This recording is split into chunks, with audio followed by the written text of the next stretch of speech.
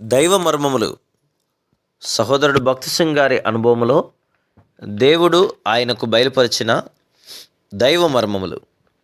December 14. నాకును నీకును నా నిబంధనను నిత్య నిబంధనగా స్థిరపరచెదను. ఆదికాండము 17:7. మూడవ నిబంధన దేవుడు అబ్రహాముతో చేసెను. నిన్ను గొప్ప జనముగా చేసి నిన్ను ఆశీర్వదించి నీ నామమును గొప్ప చేయుదును.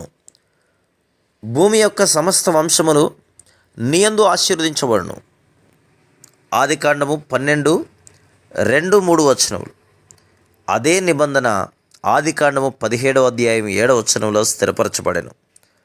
దేవుడు అబ్రహామునకు ఇచ్చిన వాగ్దానము కొరకై అబ్రహాము 25 సంవత్సరములు కనిపెట్టినట్లు దేవుడు చేసెను. అతడు వృద్ధుడయ్యెను, అతని భార్య కూడా వృద్ధురాలయ్యెను. సంతానము కలుగు శక్తి వారిలో లేదు. అప్పుడు దేవుడు వారిరువురి దేహములలో నూతన శక్తిని పోసెను. అప్పుడు వారు వాగ్దాన పుత్రుణ్ణి పొందిరి.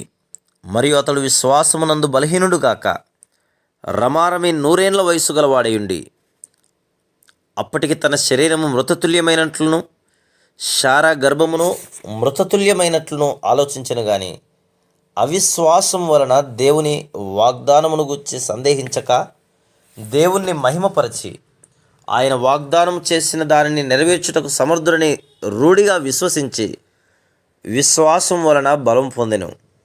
అందుచేత అది అతనికి నీతిగా ఎంచబడెను. రోమా 4:19-23 నా విషయంలో కూడా ఇంతే. విశ్వాసము ద్వారా పునరుద్ధరణ శక్తిని చేపట్టవలను. మన స్వంత ప్రయత్నముల ద్వారా నీతిమంతులము కాలేము. Praise the lord.